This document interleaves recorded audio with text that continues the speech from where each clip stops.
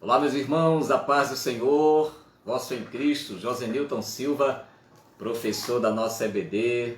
Queremos dar boas-vindas a todos vocês, dar graças a Deus por este segundo encontro da nossa síntese da EBD, ano 2021.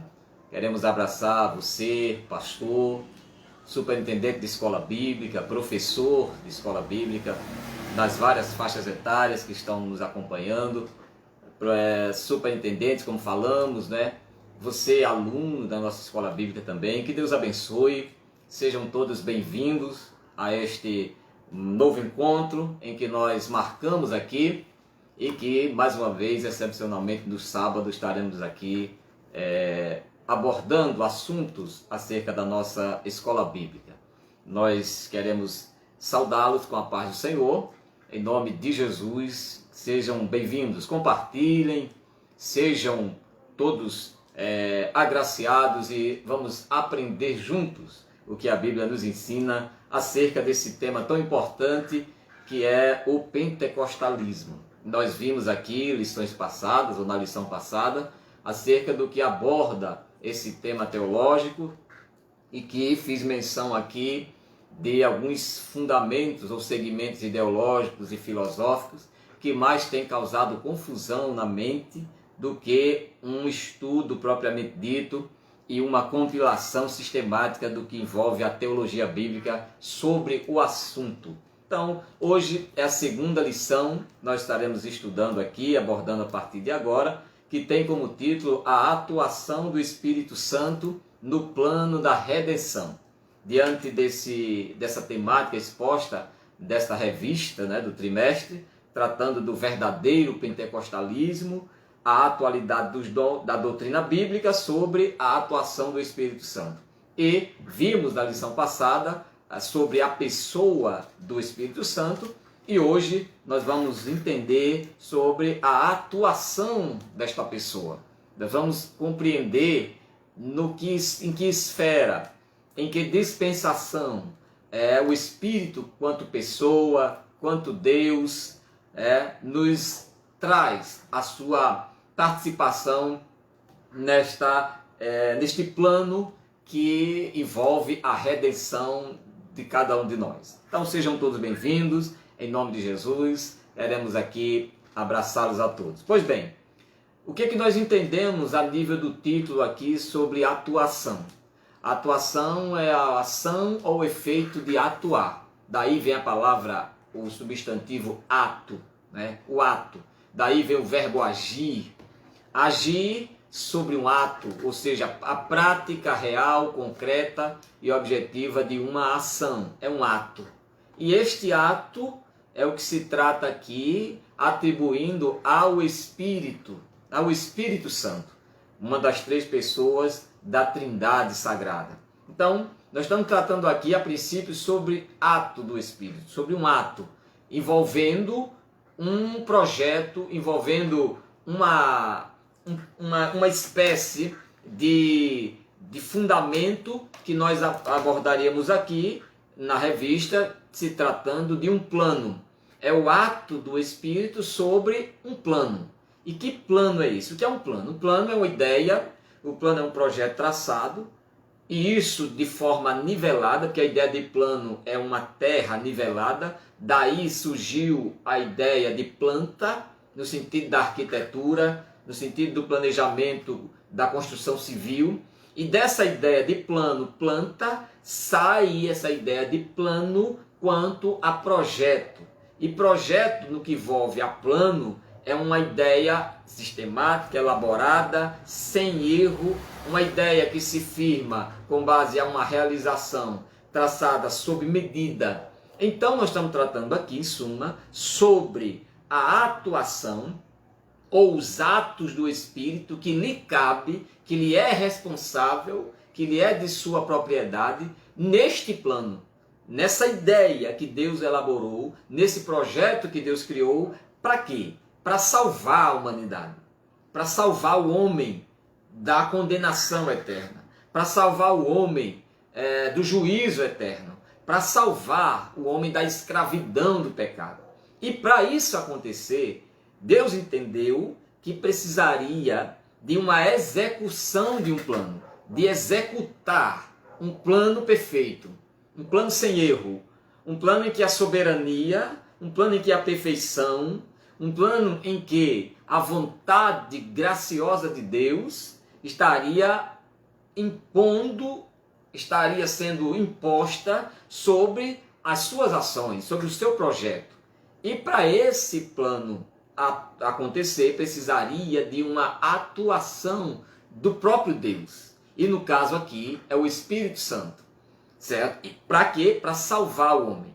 Dentro deste plano para salvar, Deus então, no seu Espírito Santo, ele elabora este plano, certo? E ele começa em suas ações no ato da redenção.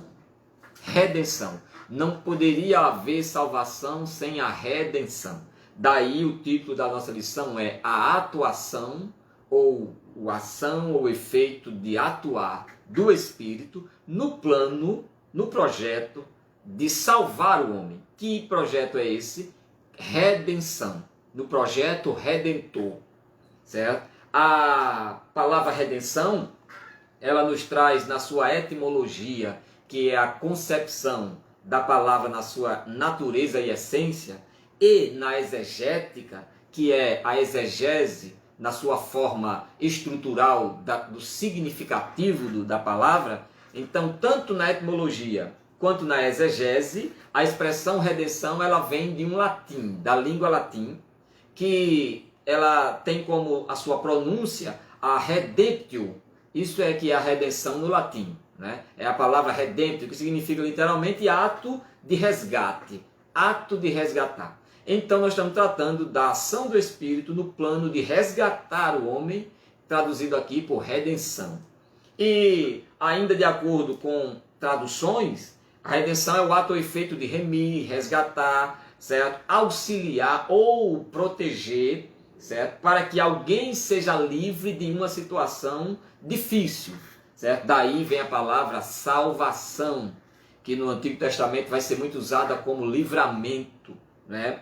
E duas principais palavras são utilizadas no Antigo Testamento para se referir à redenção. A primeira é o Geulah, que na língua hebraica é o mesmo significado que, certo? Usada para quem pode resgatar, certo? E isso traduzido aqui é o que eles podem remir, quando, certo? E por quanto.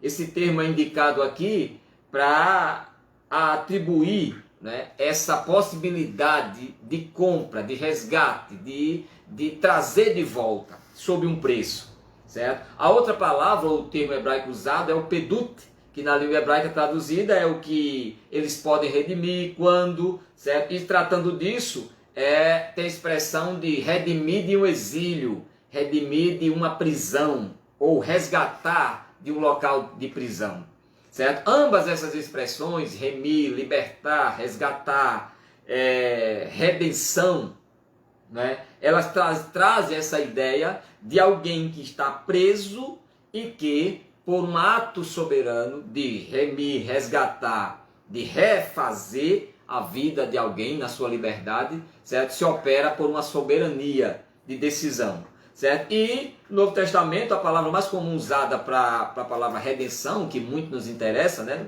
no Novo Testamento, é a palavra lutrosis, em que língua grega, do latim para o grego, essa palavra é traduzida aqui para indicar o sentido de libertação, certo? Acerca da nação de Israel. Segundo, acerca da obra redentora de Cristo, certo? Que por sua morte trouxe libertação da culpa, do poder do pecado. Então, a palavra traduzida para o grego do latim, da palavra redemptio, agora para o grego lutrose, significa isso, certo? Pelo menos em duas situações. Primeiro, é o sentido de libertação acerca do pecado. E segundo, é acerca da obra redentora de Cristo, certo? Que por sua morte trouxe libertação da culpa e do poder, né, da morte, do poder da condenação, certo? Então, nós estamos tratando aqui da atuação do Espírito Santo neste plano da redenção, certo? Porque em todas as áreas que envolvem, certo, a estrutura pessoal humana em detrimento ao projeto de Deus, certo? Para sua comunhão com Ele, o Espírito Santo vai tratar de formas específicas, próprias, certo? E dispensacionais nas suas ações, certo? Compreendendo assim, certo? Os seus atos e as suas obras.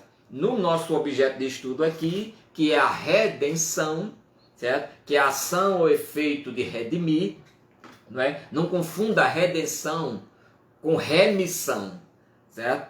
Não poderia se haver remissão de pecado se não houvesse redenção de alma, certo? O Senhor veio nos redimir, nos resgatar de onde estávamos. Segundo, Ele nos remiu, e a palavra remir, certo? É estreitar aquilo que é percussal, aquilo que é um curso, certo? Ou seja, Deus veio nos abreviar, certo? A estrutura do pecado sobre nós, nos remindo da culpa que tínhamos e nos redimindo assim a uma vida de salvação e de santidade com Ele. Então, nós estamos tratando aqui, o autor coloca o texto áureo como o que está escrito em Atos 9:31, que ele diz: assim, pois, as igrejas em toda a Judéia, Galiléia e Samaria tinham paz e eram edificadas e se multiplicavam. Tinham paz, eram edificadas e se multiplicavam, certo? Andando no temor do Senhor e na consolação do Espírito Santo. Então aqui estão algumas características logo de praxe, né? No texto áureo aqui, que o autor destaca em 9:31 de Atos, quando ele diz que as igrejas em toda a Judéia, Galiléia e Samaria tinham. O que elas tinham? Qual era o comportamento de Deus na vida deles? Qual era a obra do Espírito Santo na vida deles? Primeiro, produzindo, certo? Paz. Segundo, edificação. Terceiro, multiplicação. Quarto, temor. E cinco, consolação.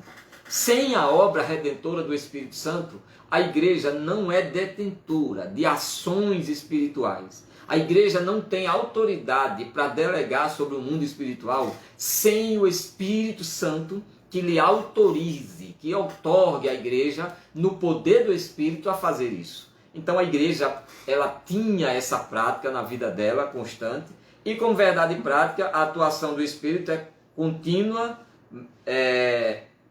e dinâmica na igreja. Contínua e dinâmica. Contínua porque é incessante, certo? Dinâmica porque tem as suas metodologias, tem as suas formas. O dinamismo, que para uma das 4 definições em língua grega, um deles é poder, e um segundo é obra, inteligência de obra, execução de obra. Esse dinamismo aqui, que o Espírito Santo, ele, além de ser contínuo, ele é dinâmico na igreja, na vida dos crentes, os conduz desde a conversão até ao final da jornada cristã.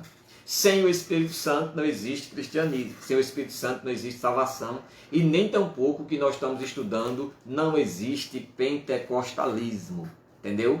Certo? Estão querendo empregar a realidade do pentecostalismo sem a evidência do Espírito Santo, quanto pessoa, quanto obra, quanto divindade, certo? E isso é impossível, certo? Existir o verdadeiro pentecostalismo se não tivermos essa personagem divina, certo? Como promotor, idealizador, como projetor, certo? E como provedor de suas ações. Eu disse aqui na lição passada que o Espírito Santo está nas nossas vidas para atuar, coordenando, cooperando, certo? Dirigindo, certo? E nos corrigindo, né? Nos correlacionando diante das coisas com relação a Deus, ok? Então, o que nós estamos tratando aqui? A definição bíblica para redenção é o ato de redimir, certo? Ou remir. Eu faço distinção entre remir e redimir, certo? Porque uma está muito intrínseca na outra. A redenção é o ato de redimir sobre a ação de remir, certo? Então nós, quando provamos isso, nós somos testemunhas do que os significados ou sinônimos dessa palavra nos traz, teologicamente falando, que é libertação, reabilitação, reparo ou salvação. A redenção, sob o efeito da remissão, nos traz essas 4 naturezas de uma nova criatura, certo? Sobre o ato soberano de Deus. Primeiro, certo? Libertação, reabilitação, reparo, certo? E salvação. É quando, através de um valor pago, né, em dinheiro, adquire-se aquilo que estava proposto, né? Aquilo que se estava advogando para como que fosse motivo de possessão, motivo de detenção. Então, adquire-se algo novamente, é o ato de resgatar, de tirar do poder alheio, do cativeiro, e a redenção tem a ver isso, certo? No principal significado é o resgate espiritual dos pecadores que estão escravizados do pecado. É a definição bíblica para o efeito de redimir ou a redenção, né? O Senhor veio para nos trazer redenção das nossas almas, da nossa alma, nos remir dos nossos pecados, certo? Então o Senhor veio para nos trazer isso. E na cruz Jesus venceu todas essas coisas, né, que nos impedia. Dessa forma, a redenção tem o significado triplo. E aí, qual é o significado triplo da redenção aqui? Primeiro, a gente observa aqui pagar o preço do resgate. Redenção teria biblicamente esse significado, pagar o preço do resgate. E esse preço, quem pagou foi Jesus, né? Pagou o preço pelo resgate, certo? Jesus não veio arrancando, Jesus não veio simplesmente quebrando as cadeias, tirando o cadeado e dizia vamos embora. Jesus fez tudo sistematicamente. Jesus fez tudo dentro de uma teologia da soteriologia, ou seja, da salvação, e da armateologia, ou seja, do pecado. Ele fez tudo dentro de uma legitimidade, de uma legalidade que ele mesmo impôs para que fosse feito, né? Então ele não chegou assim para alguém que estava preso e vindo na calada da noite e arrombando as cadeias dizendo vamos embora, não. Ele veio para pagar um preço legitimamente. É como alguém que chega em uma prisão, apresenta toda a documentação de alguém que tem autoridade para tirar aquela pessoa dali, entendendo que ele está perdoando os seus pecados ou a sua culpa. Jesus veio, certo? Dispondo-se a todos, mostrando o preço pago e dizendo, agora são meus, porque eu paguei o preço e vocês viram, né? O mundo espiritual contemplou o preço que Jesus pagou. Entendeu? Por isso, não existe essa ideia de pagar preço pelo pecado. Criou-se no nosso meio essa máxima, né?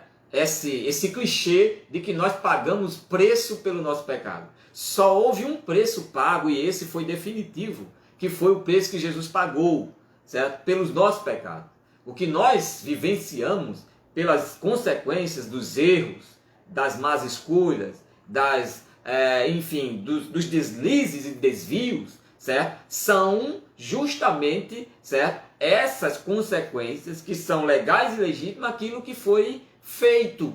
Se eu fiz o errado, vou absorver o errado. Se eu fiz o certo, vou absorver o certo. Agora, pagar o preço, esse só Jesus, né, pagou o preço, ok? Então, dentro da definição bíblica, primeiro pode significar pagar o preço do resgate, remover o pecador do mercado de escravo.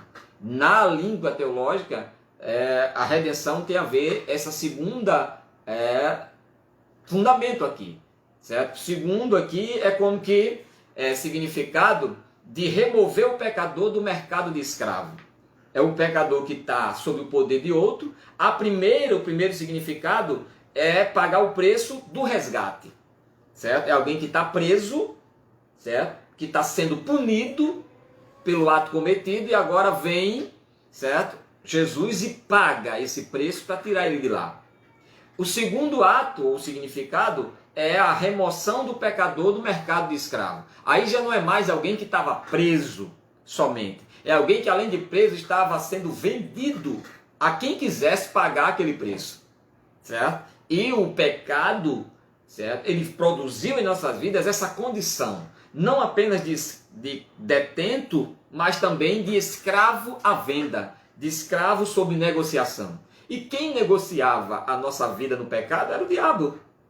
O diabo negociava o nosso valor, o diabo negociava as nossas instâncias, as nossas significâncias, mas Jesus chegou e olhou para nós como a venda a preço de nada, sendo escravo, e nos removeu desse mercado de escravo, nos fazendo sentar em lugar de príncipe, nos tirando daquela vitrine de escravos e nos colocando, como disse Paulo, aprove a ele nos colocar, ou me colocar, como disse ele, no ministério. Então, nós fomos tirados da prisão por um preço, fomos resgatados, tirados do mercado de escravo, certo?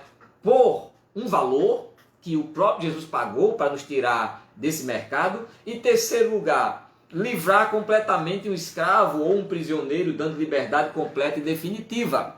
Se a primeira tira o crente como pecador de uma detenção, estava preso.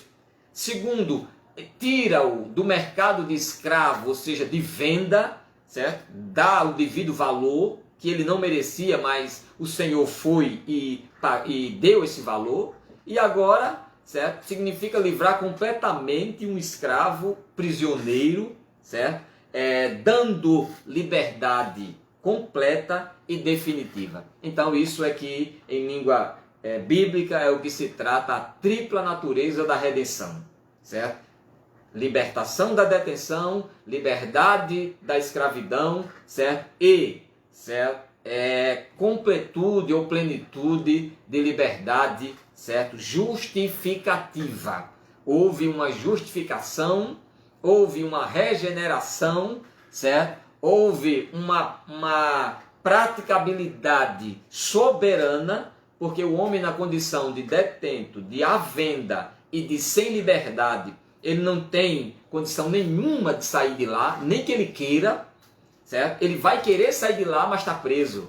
Ele vai querer continuar lá, mas está à venda. Ele vai querer liberdade, mas não pode. A vontade dele é do seu Senhor. E aí vem o Senhor e nos tira por um preço, nos dá o devido valor, nos tirando do mercado de escravo, certo? E nos dá liberdade completa e definitiva, dizendo que não voltarás mais para aquela detenção, para aquele mercado de escravo e nem para aquela vida de sujeição ao pecado e ao diabo, ok? Então, o autor ele coloca aqui em um primeiro tópico na sua lição, na lição que ele escreve, o Espírito como promessa. Nós estamos estudando aqui a atuação do Espírito no plano da redenção, gente. Entendeu? Então, agora, em primeiro lugar, o Espírito como promessa.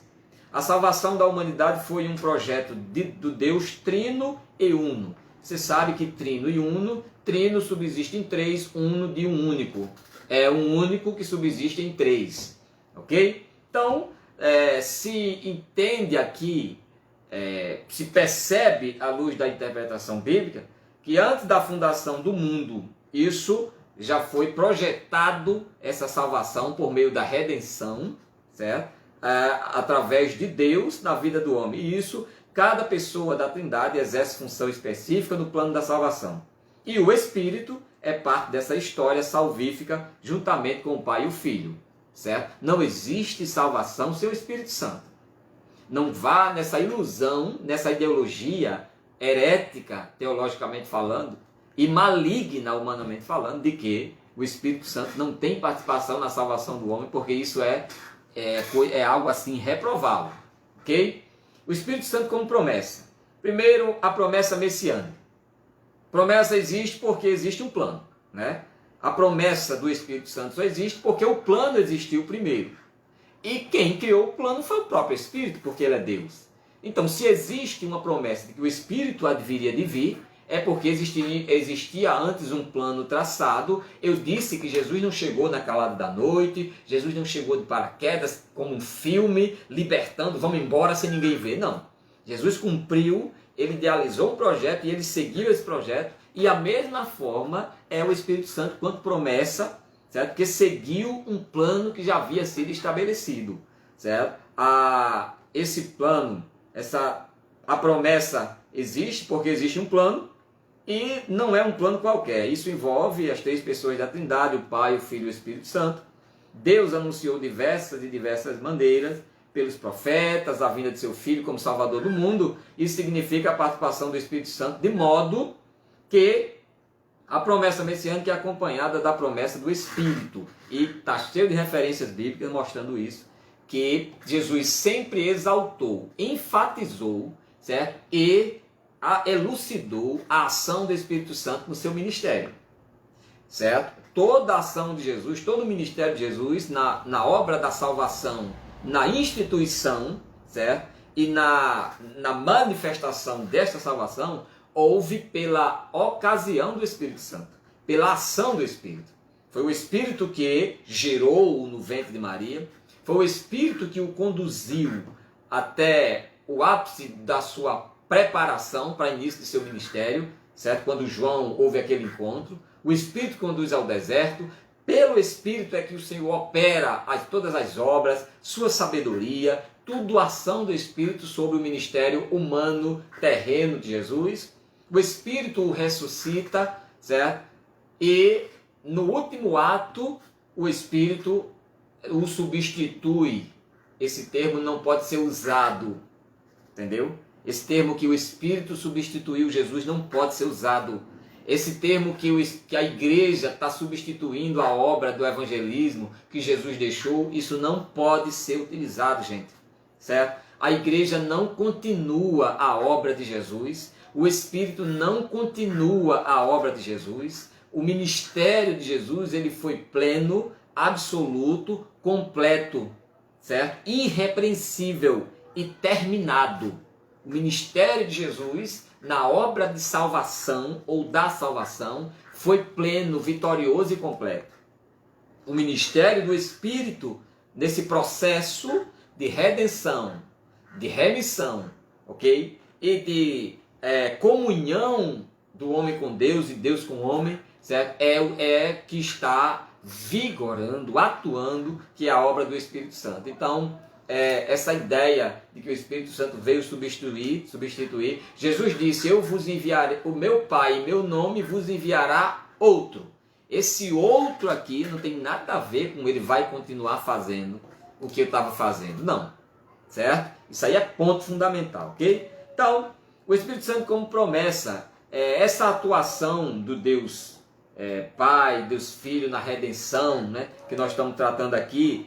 Na antiga aliança há uma diferença da atuação do Espírito Santo antes e depois do Pentecoste, né?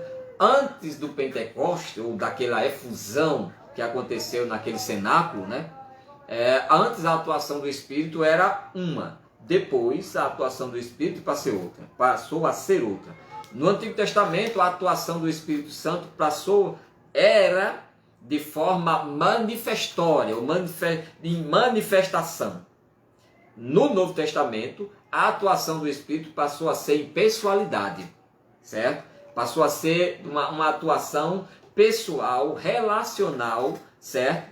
E comunicativa, ok? Nunca esqueça disso. No Novo Testamento, a ação ou a atuação do Espírito passou a ser pessoal, certo? Passou a ser comunicativa, certo? A ação do Espírito passou a ser prática, né? Uma ação de pessoalidade, de comunicação e uma ação relacional.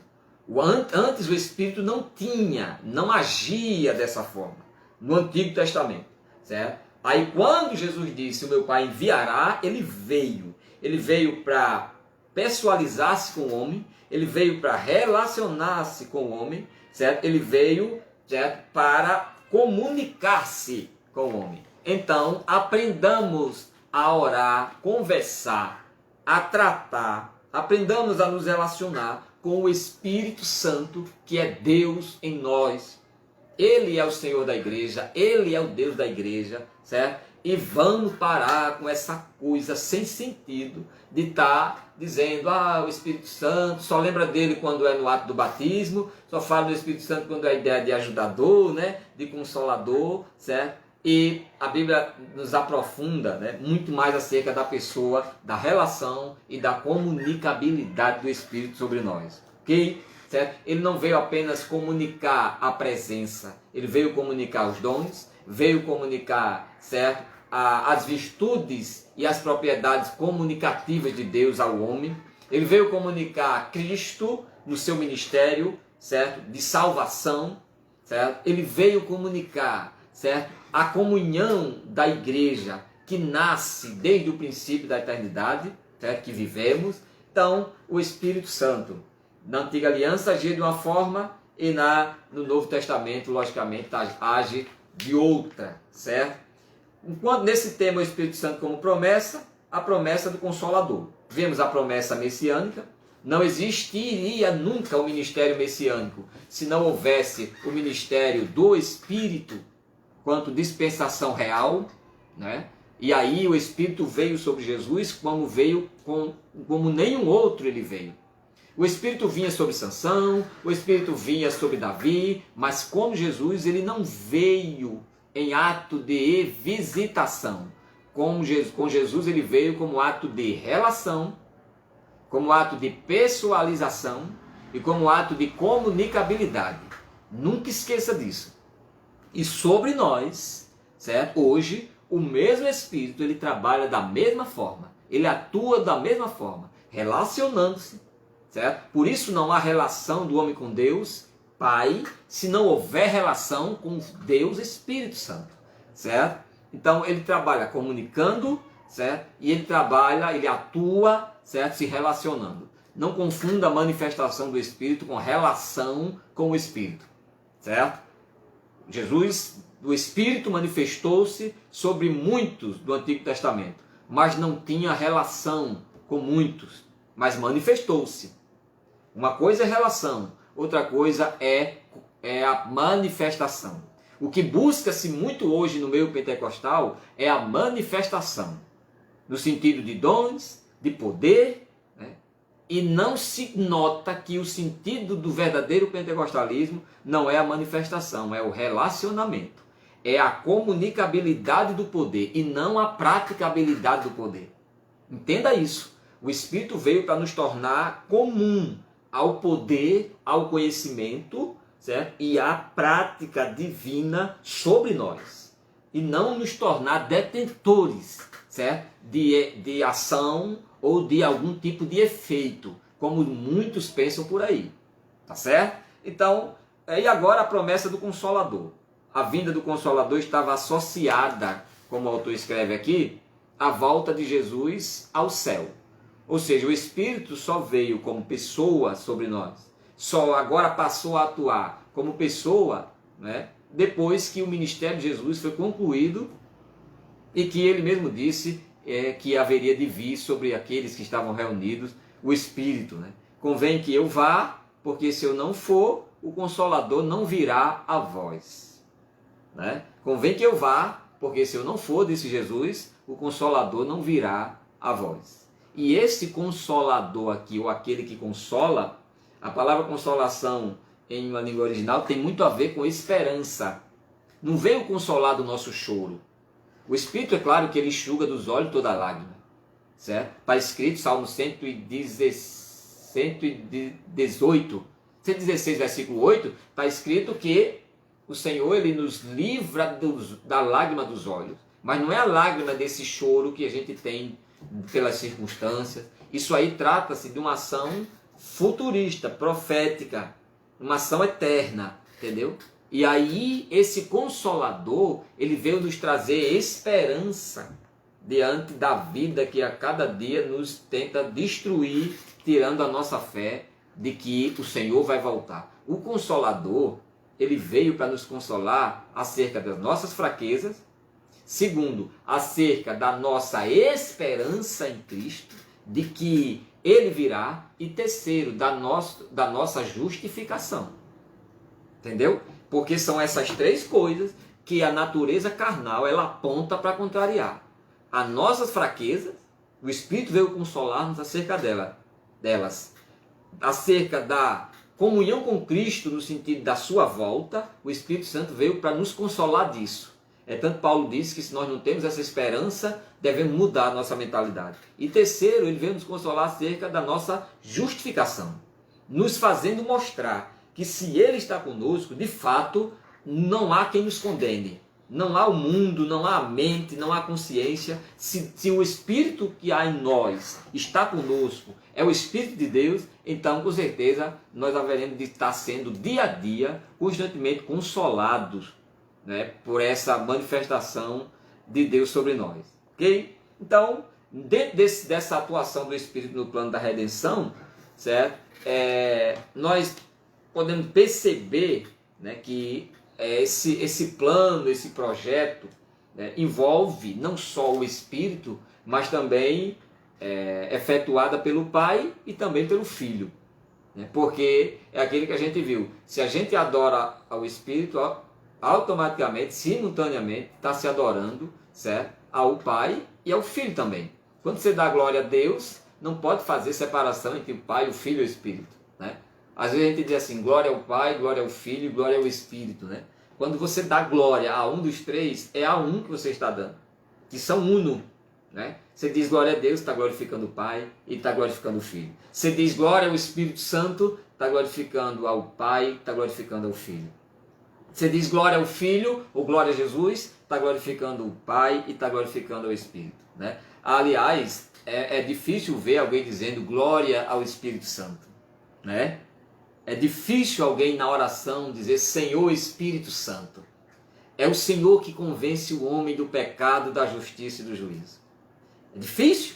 Por isso que a gente ora e ora errado, pede mal, porque a gente desrespeita leis espirituais. E o diabo sabe como funcionam as leis espirituais. E está escrito que quem convence o homem do pecado, da justiça e do juízo não é Jesus e nem é o Pai, é o Espírito Santo. E é preciso observar essas regras para que a gente tenha vitória na nossa oração e no exercício empregativo da nossa fé. Não é assim? Certo? Então aprendamos a orar ao Espírito Santo. Mas, irmão, eu não acho na Bíblia uma referência dizendo ore ao Espírito Santo. Eu não acho na Bíblia dizendo ore ao Espírito Santo em nome de Jesus. Não, você não vai, porque a Trindade, ela na sua trinitariedade, ela é uníssona.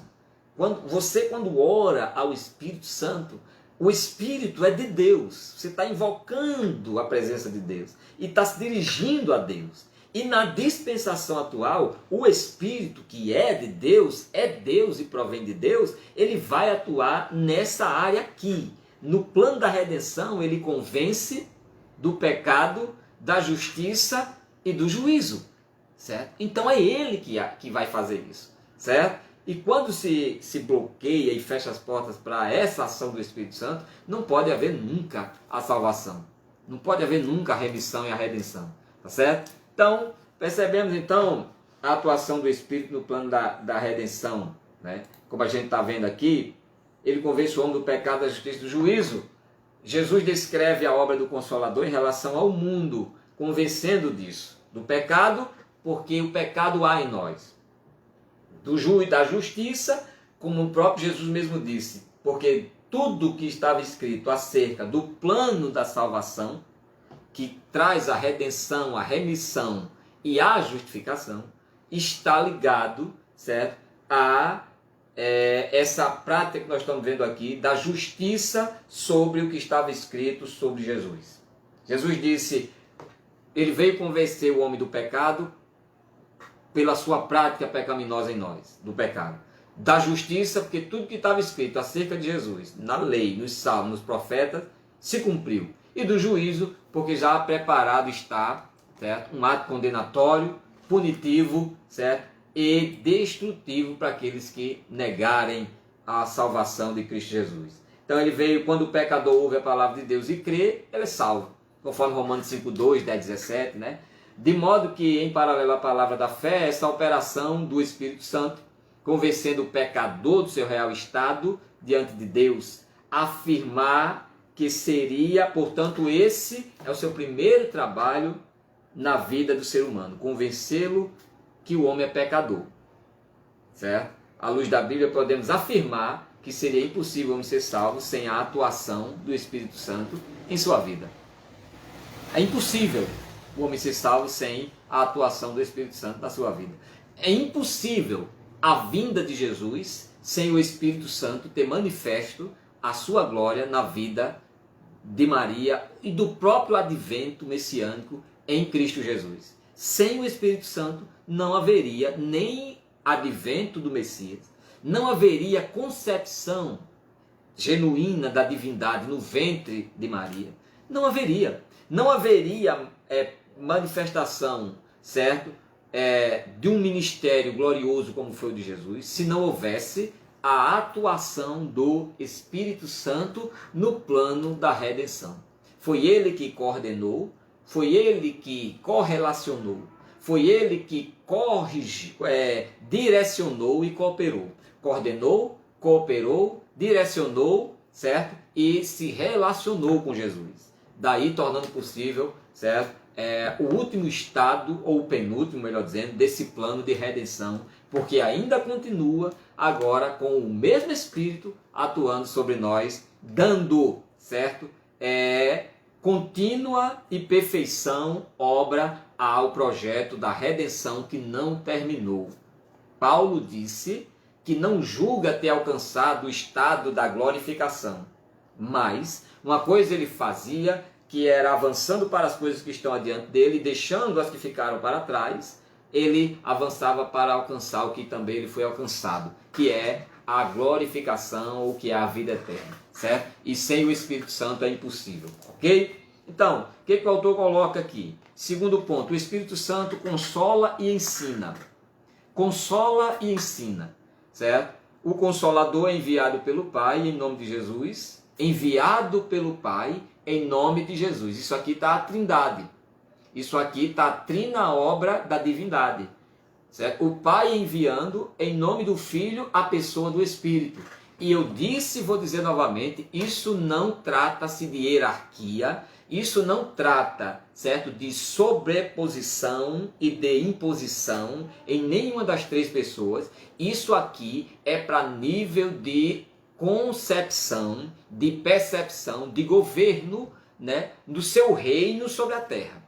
Então não é que o Deus mande mais do que o Espírito e que o Espírito mande menos que Jesus. Isso não existe, gente, certo? Isso aqui é ideia sem fundamento.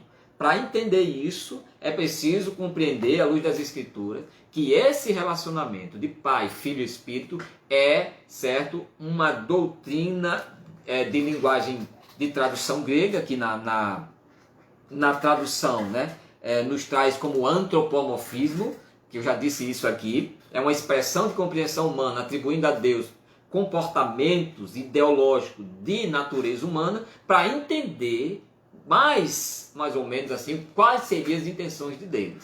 Tá? Então, o Espírito Santo, ele consola e ensina. O Consolador, vimos na lição passada, a base bíblica, que consubstancialidade, né? A base bíblica da consubstancialidade, o que é isso? É substância da mesma espécie, substância da mesma natureza, com propósito, substancialidade de substância, essência que compreende uma matéria. Então, consubstancialidade ou consubstancialização é a ação ou efeito de caracterizar um ser ou uma matéria da mesma forma que é a outra. Ou seja, o mesmo poder, a mesma glória, a mesma natureza, a mesma essência que há no Espírito, há em Jesus e há no Pai. Certo? Isso chama-se consubstancialização ou consubstancialidade. Ok? Certo? Então, o Espírito Santo como Filho, o termo grego parakletos ou parácletos na língua grega, certo? Implica nisso aqui, vem da preposição para, que é ao lado de ou próximo, e do verbo kaleo, que é chamar ou convocar, né? De modo que essa palavra significa defensor, advogado, intercessor, auxiliador, ajudador, né? E todas essas expressões, advogado, defensor, auxiliador e ajudador, compreende sempre nessa identidade do Espírito, que ele não é servo de ninguém, ele não é, certo, comprado em seu serviço por ninguém, como o advogado é, né? O advogado se paga, ele vai defender sua causa, e muitas vezes uma causa mentirosa, mas ele vai em nome da profissão, né? Um auxiliador, ele não está atribuído ao Espírito Santo como uma ideia de alguém que está para nos servir, certo? Auxiliando ou ajudando.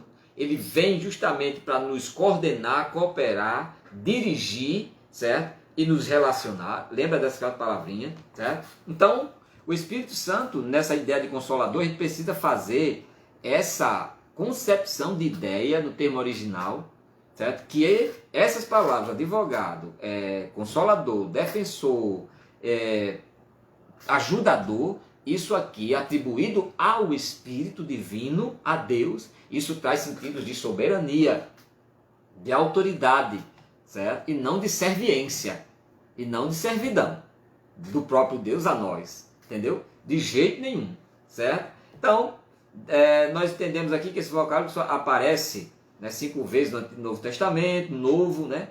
E uma ao Senhor Jesus traduzido por advogado. 1 João 2,1, né? Um advogado. A ideia de Paráclitos é de alguém chamado para ser ou para estar, né, ao lado de alguém, para estar ao lado, para ajudar. A Bíblia diz que Ele nos ajuda em nossas fraquezas, né, intercede por nós, certo? E a tradução consolador é mais apropriada no contexto da promessa anunciada por Jesus no Evangelho de João. Torna a dizer aqui que essa identificação não é identidade, é identificação. Não confunde aí identidade com identificação. O Espírito Santo ele se identifica à luz da teologia por uma manifestação de auxílio, de defensoria, certo? De intercessoriedade, certo? E de concessão da sua presença ou da presença de Deus em nós. Isso é para nosso relacionamento. Atribuindo a Ele como virtudes, propriedades, certo? Divinas, Ele está conosco, certo? Como o Deus da igreja, como o Senhor da igreja, como o idealizador, fundador e edificador da igreja. Então, de maneira nenhuma, a gente pode entender que a igreja de Jesus, porque foi Deus quem enviou Jesus e a igreja de Jesus, Deus deu a igreja a Jesus porque está escrito que aquele que o Pai me deu, eu não lancei fora, disse Jesus, e que o Espírito Santo é como que fosse um mordomo, que o Espírito Santo é como que fosse alguém responsável por tratar dos negócios que Jesus deixou. E isso é linha teológica de hereges, certo? Isso não existe. O Espírito Santo é o Senhor da igreja, certo? Ele é o Deus da igreja, entendeu? Ok? Então a gente vai seguindo aqui. Além de consolador, o Espírito é ensinador, né? O Espírito Santo é alguém como Jesus, da mesma substância, glória, poder e majestade. Glória, poder e majestade. A mesma substância que há em Jesus, há também no Espírito e no Pai. Glória, poder e majestade. E todos os adjetivos, todas as qualificações, comunicáveis e incomunicáveis, que há em Deus, há no Espírito e há no Filho. Certo? E isso, Jesus disse que o Pai ensina, o ensino era da parte do ministério de Jesus, de modo que essa tarefa é parte também da atuação do Espírito Santo. Mas aquele Consolador, o Espírito Santo, que o Pai enviará em meu nome, vos ensinará todas as coisas e vos fará lembrar de tudo quanto vos tenho dito. Por que enviar em meu nome? Por que essa ideia? Por que Jesus se referiu assim? Ele vai enviar em meu nome. Porque o plano da ação compreendia, certo? Esse projeto dispensacional do Pai, do Filho e do Espírito. Por isso que ele veio no ato sequencial. Por isso que o Espírito Santo veio no ato progressivo. Ele veio num tempo progressivo, em progressão. Por isso Jesus disse a expressão, ele vem em meu nome. Certo? Não é que ele veio a serviço de Jesus, não é que ele veio, certo, para prestar contas a Jesus do seu ministério, não. Certo? Ele veio justamente para, com base num segmento ou numa consequência de atos e projetos da redenção, agora seria a atuação do Espírito como pessoa, relação, certo? E aquilo que a gente falou, e comunicação. Pessoalidade, comunicabilidade, certo? E relacionamento, certo? Então, o Espírito Santo veio ensinar, veio corroborar, veio confirmar aquilo que Jesus fez, ensinou, e ele traz à nossa mente esse projeto inicial do amor concedido certo? Ele traz esse projeto inicial do amor sacrificado, agora Jesus, e traz esse projeto agora sequencial, certo? Do amor revelado, que agora o Espírito nos traz a revelação desse amor. Jesus nos trouxe a manifestação do amor. O Espírito nos traz a revelação, nos fazendo compreender, nos fazendo nos conformar, nos relacionar com esse amor. É o Espírito que faz isso, tá? Então, além de ensinador e consolador, ele é ajudador. A versão de Almeida, né, traduz Paráclitos por ajudador. De fato, o Espírito, ele nos ajuda na vida diária, ele nos conduz, ele nos traz, né, as compreensões que nos são essenciais. Davi fala no Salmo 71, ele pede tanto para Deus o ajudar, como para Deus fazer o que ele não pode fazer. Ou seja, socorrer, né? Ajudar alguém é comunicar-se com alguém, certo? De forma adjunta. Socorrer alguém no seu estado terminal de impossibilidade é mais do que ajudar. É fazer por ele o que ele está impossibilitado de fazer. E o Espírito Santo ele veio atuar nas duas formas, certo? Então, terceiro lugar, o Espírito Santo ele reprova e convence o mundo. O Espírito Santo reprova e convence o mundo, certo? O que a gente tem daqui? Uma vez realizada a obra da redenção, o Espírito veio para convencer o homem ou o mundo, né, do pecado, da justiça e do juízo. A salvação está à disposição de todos, mas há necessidade de alguém persuadir a humanidade. Esse alguém é o Espírito Santo. Vamos lá. A salvação está à disposição de todos. Todos quantos o Senhor chamou. Todos quantos o Senhor convocou. Todos quantos o Senhor os destinou para tal salvação. Tá? Não é todos. A salvação não está à disposição do incrédulo. A salvação não está à disposição do profano. A salvação não está à disposição do herege.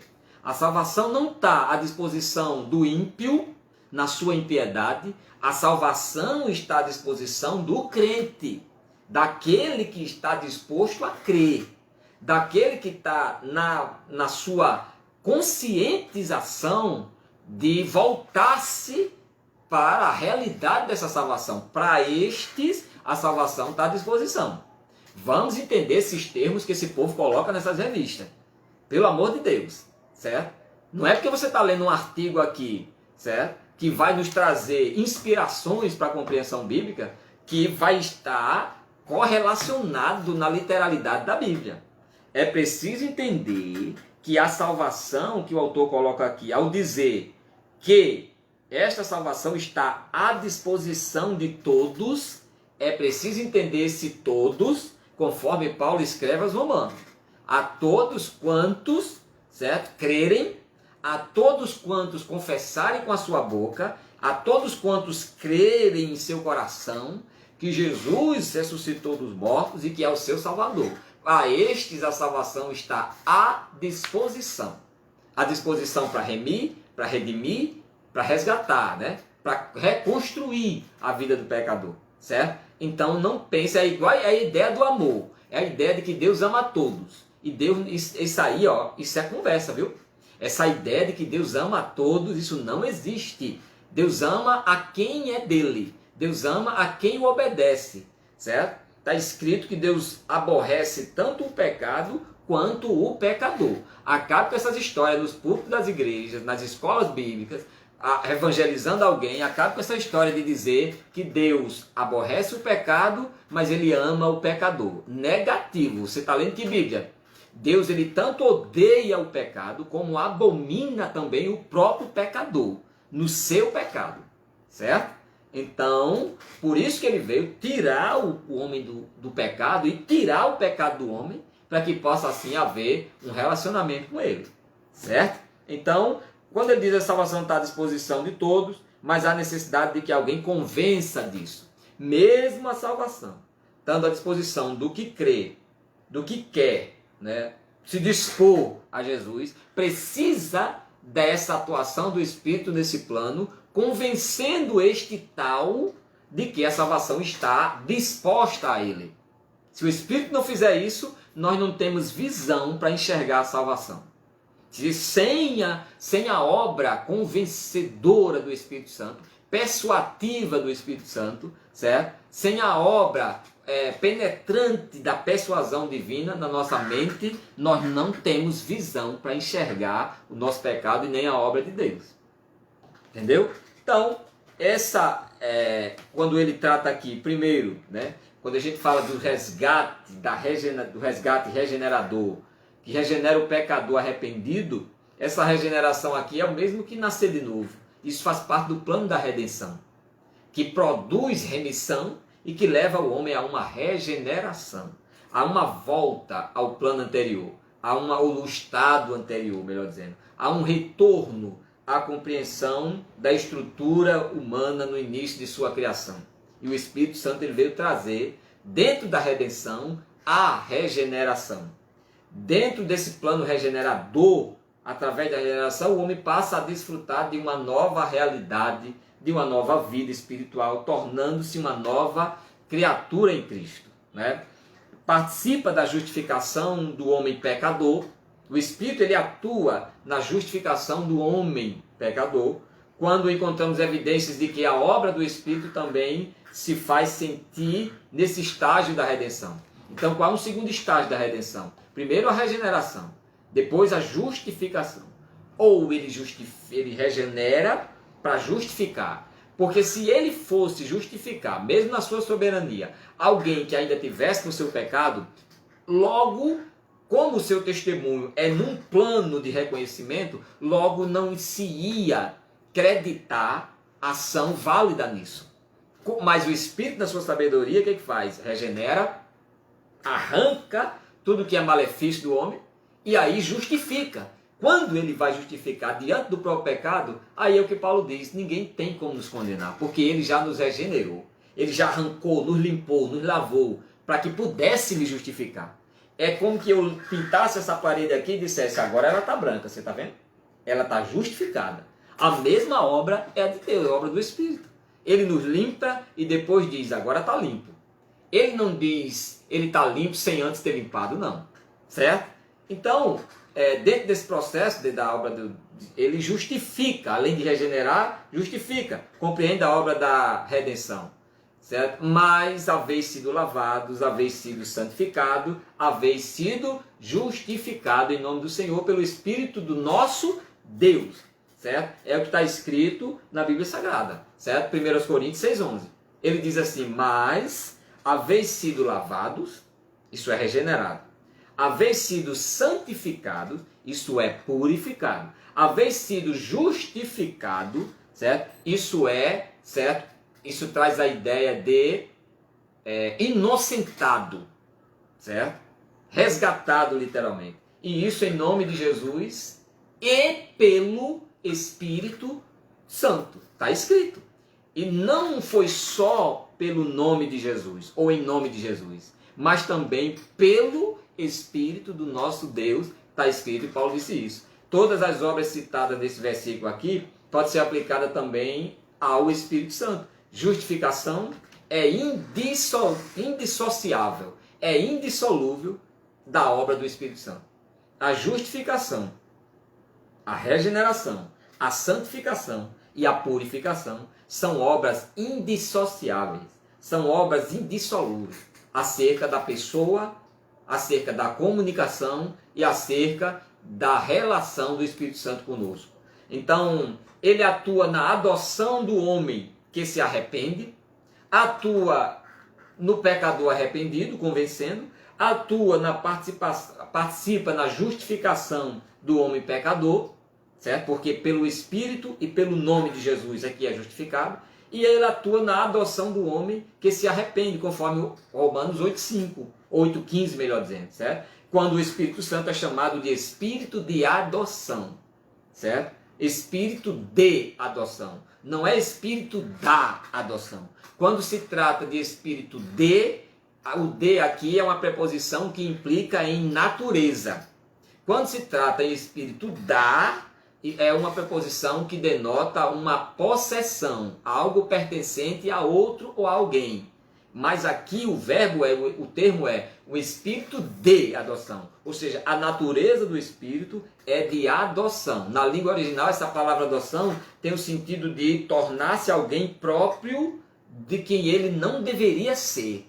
Daí Paulo falar de enxerto. Nós fomos enxertados nessa videira, cujo ramo natural é de Israel.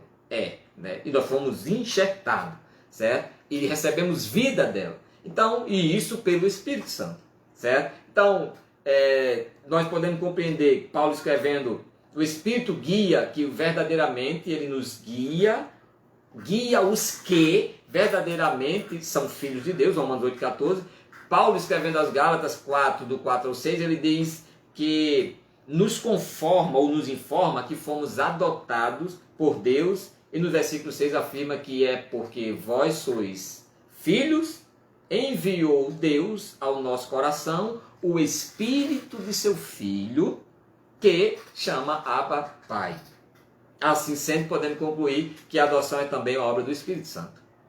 O Espírito Santo ele perdoa, o Espírito Santo ele regenera, o Espírito Santo ele justifica, o Espírito Santo, ele, conforme Paulo diz aqui, a nós foi dado ou nos enviado ao nosso coração o Espírito de seu Filho, o Espírito de Cristo, certo? Compreendendo aí a mesma natureza, certo? Pelo qual clamamos Abba Pai. É o Espírito do Filho que nos dirige ao Pai.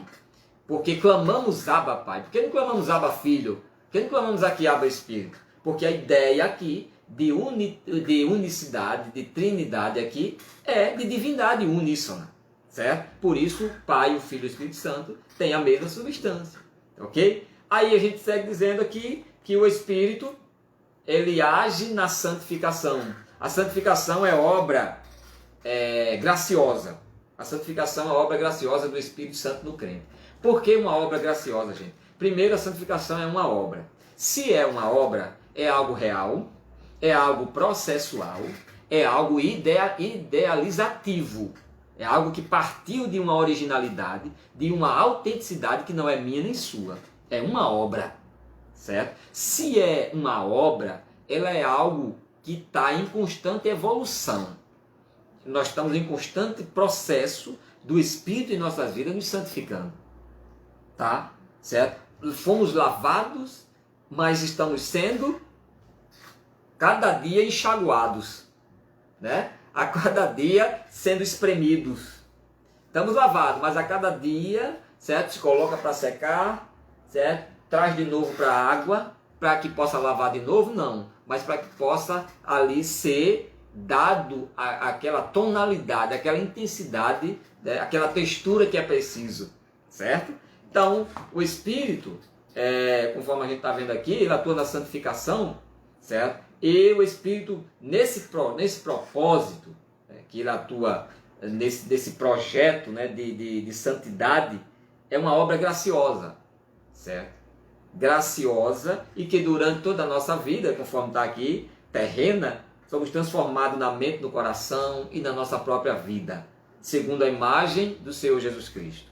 O Espírito, ele age na santificação, certo? O Espírito, ele insere o novo crente no corpo de Cristo. O Espírito, só o Espírito Santo é que pode fazer isso. É inserir o novo crente, certo? E no corpo de Cristo. Conforme 1 Coríntios 12, do 12 ao 13. Trata-se daquele ato divino do Espírito pelo qual ele batiza, ou seja, insere, coloca o novo convertido no corpo de Cristo, identificando assim como a cabeça, o próprio Cristo, e o seu corpo, que consiste em todos os cristãos salvos, certo? Então o Espírito Santo, ele nos batiza nesse corpo de Cristo. Ele nos insere. A palavra batizar aqui é inserir. O verbo original para a palavra batizar aqui é inserir, tá? Nos submergir em Cristo, certo? Então ele nos insere no corpo de Cristo, nos tornando convertidos nele, em Jesus Cristo, tornando-nos seus servos, tendo Cristo como cabeça, certo? E fazendo parte do seu corpo como membro salvo, redimido pelo Espírito Santo. Entendeu? E o Espírito Santo, ele nos sela o crente como propriedade de Cristo. Todos os crentes são salvos, certo? São selados pelo Espírito Santo no momento da sua conversão. Ok? E o que não deve ser confundido com o batismo com o Espírito Santo, viu? Batismo com o Espírito Santo nós vamos ver nas próximas lições. E só que aqui a ideia de batizar é inserir. De batizar é conformar aquela pessoa, introduzir, certo? Em algum lugar, e no caso aqui em alguém que é Cristo e em algum lugar que é a igreja. Como natureza, como elemento da nossa vida cristã. Ok? Ele sela o crente para a propriedade de Cristo. Como propriedade de Cristo. Uma vez nós tendo o Espírito Santo, nós somos propriedade de Jesus. Você não é detentor do Espírito Santo, eu não sou. Nós não somos manipulador, proprietário nem detentor do Espírito Santo. Ele está em nós nos possuindo. Ele está em nós nos apropriando nele, para que possamos ser de Cristo. Porque se nós não pertencermos ao Espírito Santo, nós não vamos pertencer a Jesus e nem tampouco ao Pai. Ok? É preciso entender que o nosso relacionamento, que a nossa comunicabilidade, que a nossa pessoalidade é com o Espírito Santo. Se nós negarmos essa evidência, se nós negarmos esses princípios, nós não vamos conhecer a pessoa de Jesus em nós, nós não vamos conhecer a pessoa do Pai em nós. Se nós não nos personalizarmos, se nós não nos pessoalizarmos com o Espírito, não termos Ele como pessoa em nós, nós nunca vamos ter Jesus como pessoa. Nós nunca vamos provar, testemunhar da pessoa de Jesus em nós. Tanto da comunicabilidade como da relação. Certo? E desse outro fundamento que é a pessoalidade. O Espírito Santo, ele nos torna próprio de Jesus. Primeiro nos tornando próprio dele. Nos inserindo através dele no corpo de Cristo, que é a igreja. Certo? Então, ele habilita o homem à salvação. O Espírito, ele habilita o Espírito Santo, ele é o único que habilita o homem à salvação. Jesus veio nos trazendo a salvação. Deus ele concepcionou a salvação. Jesus manifestou a salvação. O Espírito Santo nos habilita à salvação. Sem ele, o homem não é salvo. Por isso que tem gente por aí negando a evidência do Espírito Santo como pessoa, como comunicação e relação. Isso é condenação na certa. Porque só o Espírito, ele nos habilita, certo? A sermos salvos, certo? E só ele faz isso. A palavra habitar, certo? Ele habita no salvo para habilitar o homem a ser salvo, certo? A palavra habitar aqui do grego é oikeo, né? Oikeo, né? A palavra significa ocupar uma casa. Então o Espírito, ele ocupa a nossa vida com a presença dele, certo? Ele ocupa a nossa vida, ele preenche a nossa vida, nos habilitando através da sua habitação em nós, ele nos habilita a pertencermos a Deus, certo? E isto é, no sentido figurado, habitar, residir, permanecer, certo? E dentro desse ato da regeneração, o Espírito Santo passa a habitar no crente.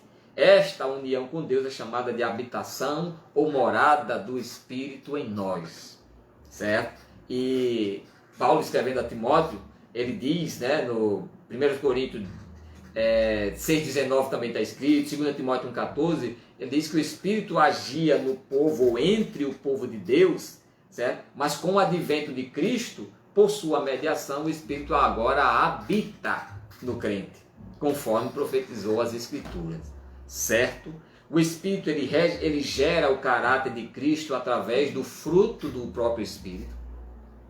Se há fruto do Espírito, é porque só ele pode gerar, só ele pode produzir.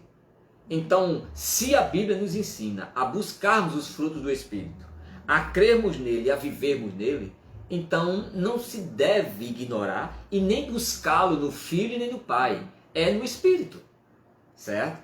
Se queremos os frutos do Espírito, vivermos, então vamos aprender a nos relacionar com quem pode nos promover e produzir isso em nós, que é o Espírito. Aprendamos a nos relacionar com o Espírito Santo. Aprendamos a não tratar ele apenas como intercessor, em dizer, Pai, eu estou aqui, o Espírito Santo está aqui, qualquer erro meu ele leva direitinho para o Senhor e está tudo resolvido. E não é assim. Certo? Aprendamos a nos relacionar, a tratar o Espírito como pessoa, e uma pessoa intrínseca em nós, uma pessoa em nós, né? Capaz de fazer, sentirmos o que ele está sentindo, saber o que ele está sabendo, certo? Revelar coisas que só ele sabe, e ele está em nós, e precisa ser entendido como pessoa, certo? E não como um dispositivo que a hora que ligar, certo? E parece que estão ligando agora, até tentando ligar o Espírito Santo para outras coisas. Estão tentando ligar ele para rodar, estão tentando ligar ele para ficar marchando, estão tentando, como o Espírito Santo, vou ligar ele e começa a rodar, certo? Até porque esse negócio de estar rodando, pulando, essa coisa, a próxima lição não perca não, que eu vou falar sobre isso, mas vou falar de umas coisas que você vai aprender, talvez você nunca mais queira saber desse negócio de estar com essas besteiradas por aí, e até dizendo que se não rodar, não é cheio do Espírito, que se não rodar, não é batizado por Espírito, que se não rodar, ou se não falar em línguas estranhas, não é pentecostal. Aguarde a próxima lição que a gente vai pegar legal nisso aí, certo? Para a gente não misturar os assuntos, ok? E o Espírito Santo, ele gera o caráter de Cristo em nós, gente. Através de quê? Dos frutos do próprio Espírito. Na Epístola aos Gálatas, o apóstolo Paulo apresenta as evidentes marcas daqueles que experimentam o novo nascimento. Aqueles que deixam se dominar pelo Espírito Santo dão fruto. Ele fala de paz, longanimidade, benignidade, bondade, fidelidade, mansidão, domínio próprio. Quanto a essas coisas não há lei. Ou seja, quanto a essas coisas não há condenação, não há revoga, não há reversão, certo? E isso tudo quem produz é o Espírito Santo, buscado por nós, certo? Esses frutos aqui é só o Espírito Santo que produz, certo? Que é amor, não adianta buscar no Pai, não adianta buscar em Jesus, se quem tem para dar, se quem vai produzir isso é o Espírito. O amor como revelação é Cristo em nós. O amor como manifestação, certo? É o fruto do Espírito em nós. O amor de Deus como revelação ou como manifestação é Cristo em nós. O amor como operação, certo? E manifestação do poder de Deus em nós, certo? É o Espírito que produz. O amor como fruto, tá? Então é esse amor que temos que buscar como fruto. E só quem pode nos promover é o Espírito Santo que nos foi dado, certo? O Espírito de Deus, certo? Que é alegria, paz, longanimidade, benignidade, bondade, fidelidade, é o Espírito. Mansidão, domínio próprio, peça ao Espírito, porque é Ele quem tem esses frutos. Se relacione com o Espírito, porque é Ele quem tem esses frutos. Ele quem tem esses frutos para comunicar a nós. É Ele quem tem pelo menos 9 dons para comunicar à igreja. É Ele quem tem pelo menos esses frutos aqui, certo? 1, 2, 3, 4, 5, 6, 7, 8, 9, certo?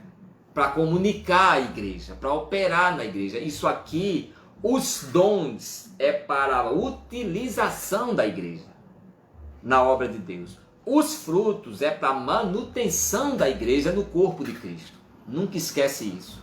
Escreve isso. Os 9 dons atribuídos ao Espírito como pessoa é para a utilização, é para a operação da igreja, certo? Na sua função eclesiástica, na sua função cristã. Os frutos, certo? É para a manutenção da igreja, no seu relacionamento e na sua comunicação com Deus. Sem esses frutos aqui, amor, longanimidade, paz, domínio próprio, não se tem relação com Deus. Porque só o Espírito é quem produz isso aqui em nós. Se a gente não entender isso, nós nunca vamos ter paz, nunca vamos ser longano, paciente, pacífico, bondoso, fiel. Nós nunca vamos ter o amor que Jesus disse que é a única evidência que vai transparecer o homem na sua semelhança e imagem com Deus. É o amor, tá? Então, e por fim, o Espírito ele reveste de poder e concede dons espirituais. Só o Espírito faz isso, certo? O Espírito Santo, uma das principais atividades do Espírito na vida do cristão é revesti-lo de poder, conforme Lucas 24, 49, distribuindo dons espirituais e capacitando a testemunhar de Cristo. Revestimento de poder, distribuição dos dons e capacitação ao testemunho. Se ligue. Revestimento de poder para quê? para estar pulando? Para estar falando em língua estranha?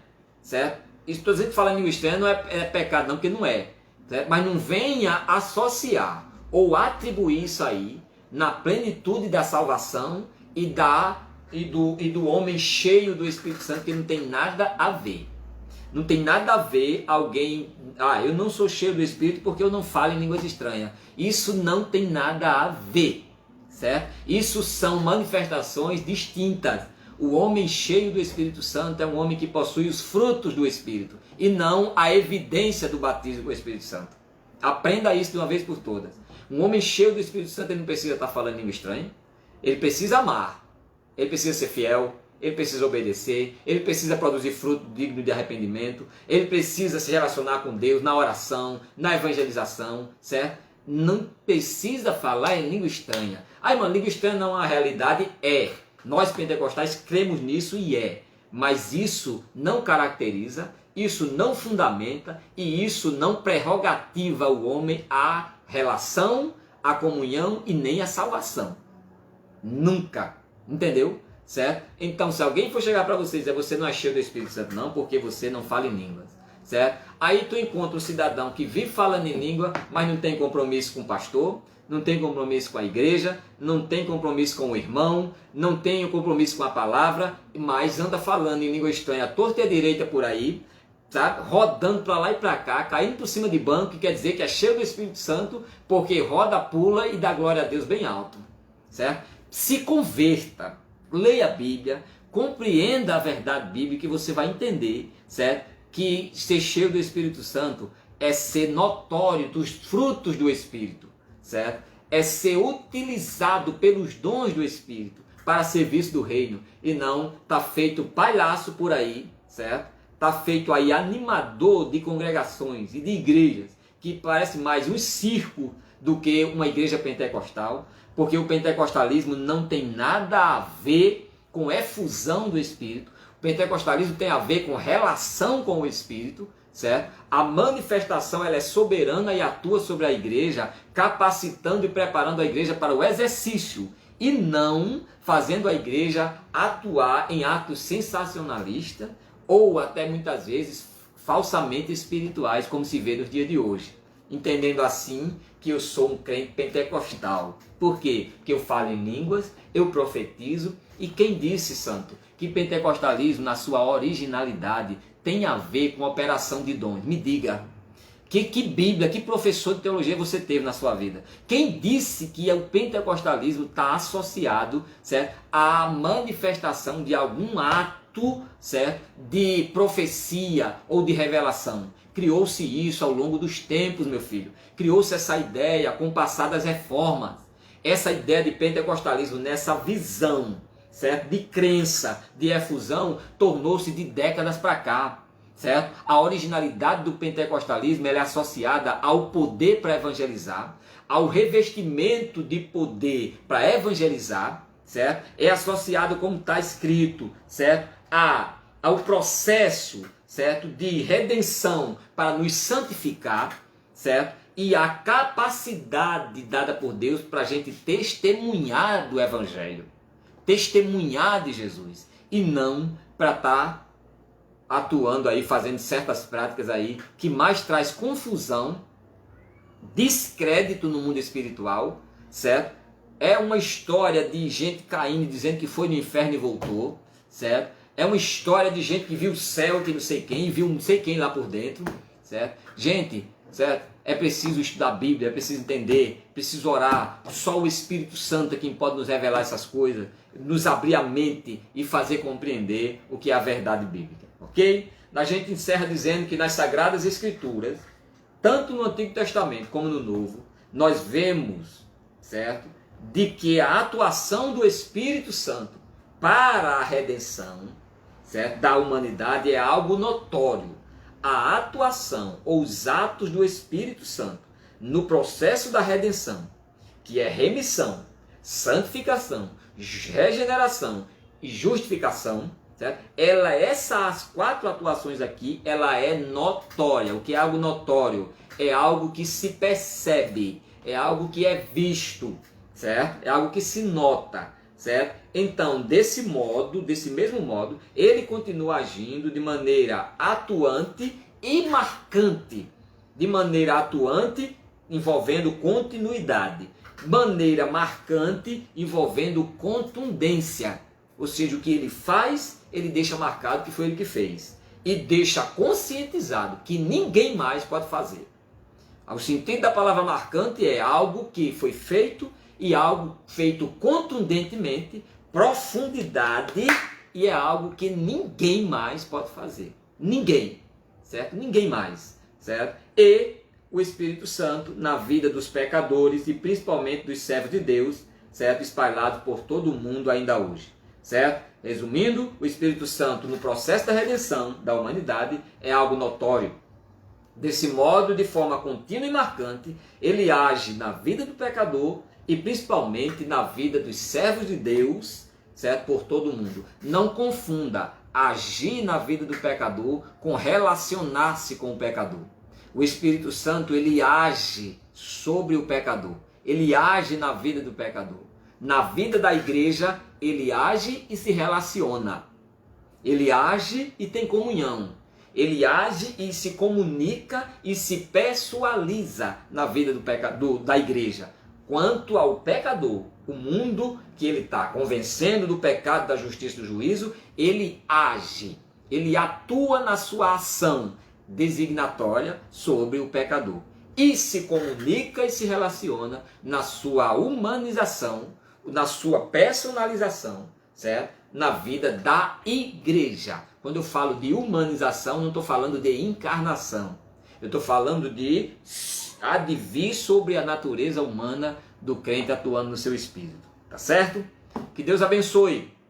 Fiquem com Deus. Uma oportunidade feliz de relacionamento com o Espírito Santo e entendendo que o Espírito Santo, ele é notório na sua pessoalidade, na sua comunicabilidade e no seu relacionamento, no ato da obra redentora no processo da salvação na vida do crente. Ok? Estudamos então, certo? A atuação do Espírito Santo no plano da redenção. Deus abençoe, a paz do Senhor, muito obrigado pela companhia de vocês e até a próxima oportunidade, se Deus assim nos permitir. A paz do Senhor com as nossas orações.